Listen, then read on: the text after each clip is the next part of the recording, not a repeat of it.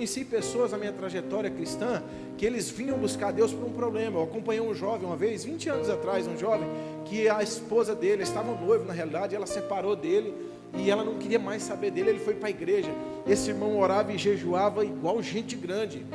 Foram 30 dias e nesse tempo era o tempo que eu estava na igreja. Ele ia para lá e nós ficávamos orando em línguas a tarde toda.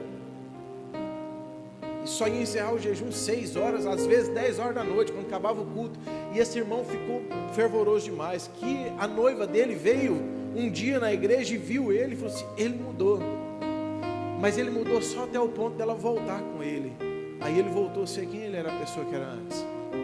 Significa que não houve um processo de conclusão da conversão dele, mas por ele ter sido muito fervoroso, ele conseguiu o que ele queria aqui na terra fisicamente, mas ele não atentou para o que ele precisava se tornar espiritualmente. A ansiedade, o medo, a angústia, ela é um propósito do inferno para tirar você de um lugar. Mas se você aprender a lidar com essas coisas, você vai tomar posse de uma sabedoria que essas coisas não vão conseguir parar você. Se você calcular o pecado que Sansão cometeu e o pecado que Davi cometeu, para mim o que Davi cometeu foi muito pior do que o de Sansão. O pecado que Saul cometeu foi bem menor do que o pecado que Davi cometeu. Mas por que Davi foi um homem chamado segundo o coração de Deus e os outros foram rejeitados por Deus? Davi, ele tinha uma coisa, que ele tinha temor no coração dele. Assim como eu e você erramos várias vezes, cometemos vários erros, mas Davi, ele tinha uma coisa, ele assumia diante de Deus e diante de todo mundo os erros dele, o pecado que ele cometia. E é esse um caráter de um homem e de uma mulher que busca a face de Deus.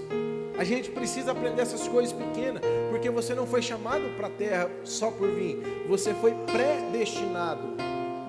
Romanos 8 diz que nós somos predestinados. Então nós precisamos entender o que significa esse propósito, para que a gente faça valer a pena todos os dias. Senão a gente vai ser um povo que vem na igreja no domingo, traz uma oferta, quando precisa de oração liga pedindo, e a gente vai embora daqui. E qual é o legado que nós vamos deixar? Mas entenda uma coisa, sempre vai surgir alguns empecilhos, algumas coisas para parar você.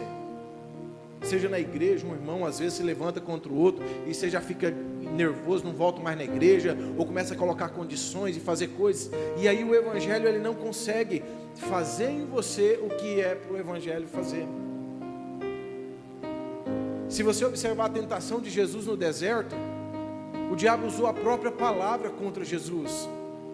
Ele diz: está escrito, lança daí, porque Deus dará ordem aos anjos ao teu respeito. Ele diz: está escrito. Ele usou a palavra contra o próprio Deus.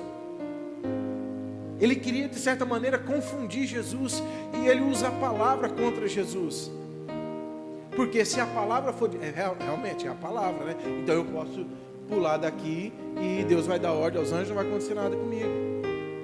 Eu tenho que ter discernimento para entender a palavra, porque essa palavra aqui, ela foi dado o direito para você interpretar ela do jeito que você quiser. Qualquer pessoa pode interpretar a palavra de Deus do jeito que quiser, mas o resultado da interpretação também é responsabilidade sua. Por isso que eu preciso do Espírito Santo, para que eu possa ter a palavra revelada em mim, e quando a palavra for revelada em mim, eu vou ter sucesso.